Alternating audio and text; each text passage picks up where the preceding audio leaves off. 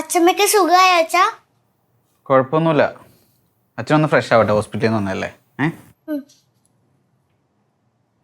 നിങ്ങൾ വന്നോ? ആ, അമ്മയെ ഹോസ്പിറ്റലിൽ അഡ്മിറ്റ് ചെയ്തേക്കാ. ഇതിനിപ്പോ ഞാനൊന്നും ചോദിച്ചില്ലല്ലോ.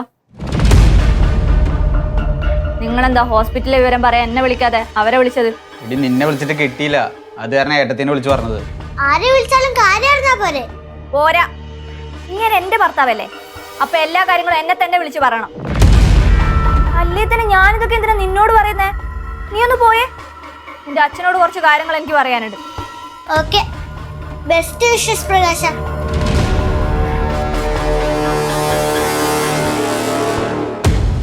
അവള് നിങ്ങളെ വിളിക്കുന്ന കേട്ടോ, പ്രകാശാന്ന്.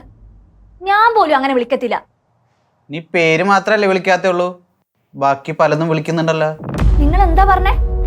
എന്റെ ഫോണിൽ വിളിച്ചിട്ട് കിട്ടാത്തോണ്ട് അവരെ ഫോണിൽ വിളിച്ചെന്നാ? നിങ്ങൾ എന്റെ ഫോണിൽ വിളിച്ചിരുന്നെങ്കിലേ എന്റെ ഫോണിൽ മിസ് കോൾ അലേർട്ട് കാണിച്ചേനെ. അപ്പൊ അതിന്റെ അർത്ഥം എന്താ? നിങ്ങൾ എന്നെ വിളിച്ചിട്ടില്ല. ഓഹോ, ഇപ്പൊ ഇത്രയും ബുദ്ധിയൊക്കെ നിനക്ക് ഉണ്ട്. എന്നാ നീ കേട്ടോ, നിന്നെ എനിക്ക് വിളിക്കാൻ തോന്നിയില്ല, അതുകൊണ്ട് തന്നെ ഞാൻ ഏട്ടത്തിയെ വിളിച്ചേ. ഈ ലോകത്തെങ്ങും ഇല്ലാത്തൊരു ഏട്ടത്തി സ്നേഹം. എനിക്ക് ഏട്ടത്തിനോടെ ഇത്തിരി സ്നേഹം കൂടുതലാണെന്ന് നീ വെച്ചോ. നിങ്ങളുടെ അറിവിലേക്ക് ഞാനൊരു കാര്യം പറയാം. ഇതുപോലെ രണ്ടുപേരെ കുറച്ചു നാൾ മുമ്പ് ഇവിടെ ഉണ്ടായിരുന്നു. കളിക്കൂട്ടുകാരാണ്, നമുക്കൊന്നും അറിയാത്ത ആത്മം എന്താണെന്നൊക്കെ പറഞ്ഞുകൊണ്ട് ഇപ്പൊ ലാസ്റ്റ് വയറും വീർത്തോണ്ട് നാണയില്ലാതെ വീട്ടിൽ കടിച്ചു തൂങ്ങി കിടക്കുക. എന്തൊക്കെ വർത്തമാനാണ് ഇതിന്റെ വായിന്ന് വരണേ? എന്റെ വായുതല തെറിയാണ് വരണേ.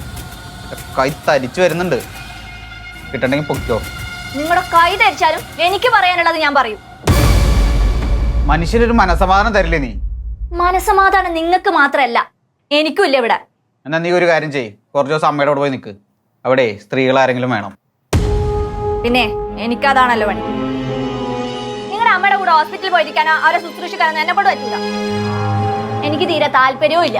അത്ര നിർബന്ധാണേ നിങ്ങളുടെ ഏട്ടത്തെ കൊണ്ടിരുത്തി. ഏട്ടത്തിക്ക് വയ്യാത്തോണ്ടാ, അല്ലെങ്കിൽ ഇത് പറയേണ്ട ഒരു ആവശ്യമില്ല. അമ്മേനെ പൊന്നു പോലെ നോക്കിയാനെ. നോക്കും, പൊന്നുപോലെ നോക്കും. നമുക്കറിയാവുന്നതാണല്ലോ. അപ്പൊ നിനക്ക് അമ്മയെ നോക്കാൻ പറ്റില്ല? പറ്റില്ല. നീ ഒന്ന് പോയേ, എന്റെ കൺട്രോള് പോയി നിക്ക.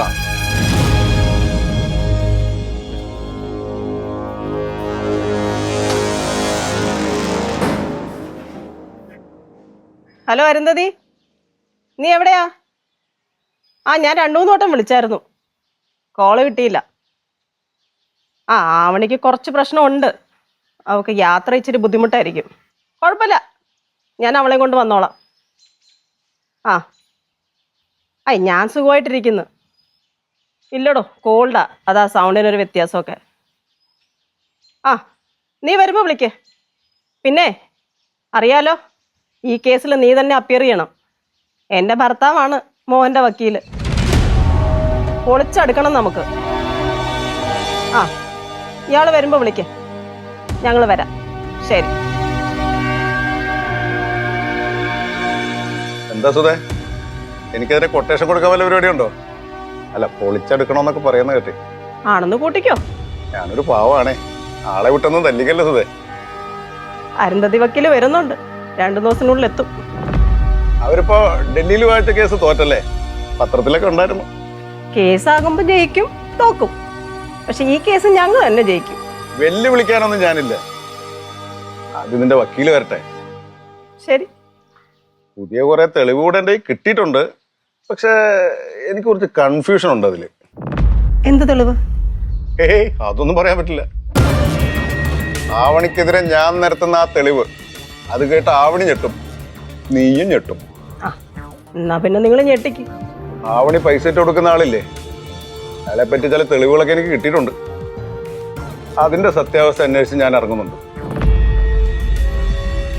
മോഹനോട് പോലും ഞാനിത് പറഞ്ഞിട്ടില്ല, കാരണം അയാൾക്ക് ചെറിയൊരു എടുത്തുചാട്ട കൂടുതലുണ്ട്.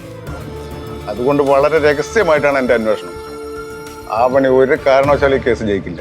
എന്തായാലും കേസ് വിളിക്കട്ടെ, നമുക്ക് നോക്കാം. നോക്കാം.